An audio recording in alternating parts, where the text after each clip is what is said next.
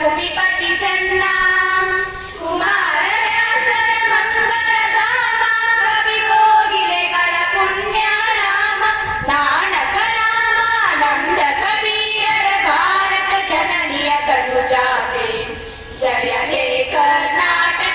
ಅವರೊಟ್ಟಿಗೆ ಎಲ್ಲ ಗಣ್ಯಮಾನ್ಯರು ಈ ಕಾರ್ಯಕ್ರಮಕ್ಕೆ ವಿದ್ಯುಕ್ತವಾಗಿ ಚಾಲನೆಯನ್ನ ನೀಡಬೇಕಂತ ಹೇಳಿ ವಿನಂತಿ ಮಾಡ್ಕೊತಾ ಇದ್ದೀವಿ. ಚಿರಕಾಲ ಬೆಳಗಲಿ ಕನ್ನಡದ ದೀಪ, ಜನಕ್ಕೆಲ್ಲ ಬೆಳಕಾಗಿ ಪುಣ್ಯ ಪ್ರದೀಪ. ಭಾರತಕ್ಕೆ ಬಲವಾಗಿ ಭವ್ಯ ದೀಪ, ಕಳೆಯುತ್ತ ಪಾಪ ಬೆಳೆಸುತ್ತ ಸೈಪ.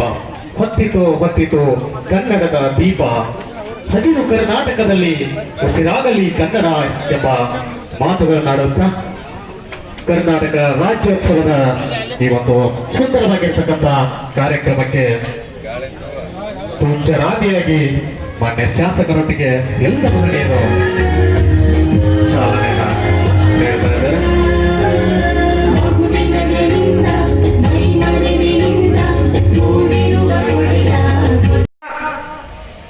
ಬಹಳಷ್ಟು ಕನ್ನಡ ನಾಡು ನುಡಿ ವಿಚಾರಕ್ಕೆ ಧಕ್ಕೆ ಬಂದಾಗ, ನೆಲ ಜಲಕ್ಕೆ ಧಕ್ಕೆ ಬಂದಾಗ, ಕನ್ನಡದ ಮಕ್ಕಳಿಗೆ ಅನ್ಯಾಯ ಆದಾಗ ಯಾವುದೇ ರಾಜಿ ಇಲ್ಲದೆ, ಯಾವುದೇ ರಾಜಕೀಯನ್ನ ಮಾಡದೆ ನಾಡು ನುಡಿ ಪರವಾಗಿ ಅತ್ಯಂತ ಬಲಿಷ್ಠವಾದಂತ ಹೋರಾಟವನ್ನ ಮಾಡುವುದು. ಹುಕ್ಕೇರಿ ತಾಲೂಕಿನ ಕರ್ನಾಟಕ ರಕ್ಷಣಾ ವೇದಿಕೆ ಎಲ್ಲಾ ಹುಡುಗರಿಗೆ ಒಮ್ಮೆ ಜೋರು ಚಪ್ಪಾಳೆ ತಟ್ಟಿ ಅಭಿನಂದಿಸಿ. ಜೊತೆಗೆ ಇನ್ನೊಂದೇನಂತಂದ್ರೆ ಅವ್ರ ಹುಡುಗರು ಅವ್ರಿಗೆ ಏನಂತಂದ್ರೆ ಕನ್ನಡಕ್ಕೆ ಅನ್ಯಾಯವಾದಾಗ ಅವ್ರು ಎದ್ದು ನಿಲ್ಲುತ್ತಾರೆ, ಅದು ಸಾಕು. ಆಮೇಲೆ ಅವ್ರ ಜೊತೆಗೆ ನಮ್ಮ ಈ ತಾಲೂಕು ಅಧ್ಯಕ್ಷ ಆಗಿರ್ತಕ್ಕಂಥ ಪ್ರಮೋದ್ ಹೊಸಮನಿ, ಅವ ಹೋದ ವರ್ಷ ಇನ್ನೂ ಮಾತಾಡಿರ್ತೀನಿ, ಈ ವರ್ಷ ಬಹಳ ಚಂದ ಮಾತಾಡಿ ನಾವು. ನನಗೂ ಅನ್ಸಕೈತಿ, ಹೌದಲ್ಲ, ನಾವ ಯಾವ್ಯಾವ ಕಂಪನಿ ನೀರು ತರಿಸಿದ್ರು ಅದಕ್ಕೆ ಬಿಸ್ಲೇರಿ ವಾಟರ್ ಅಂತಾರೆ. ನಾವು ಬಿಸಿಲೇರಿನ ತಗೊಂಬ ಅಂತೀವಿ, ಅಲ್ಲಿ ಹೋಗಿ ಬೇರೆ ಕಂಪನಿ ಬರ್ತಾವ.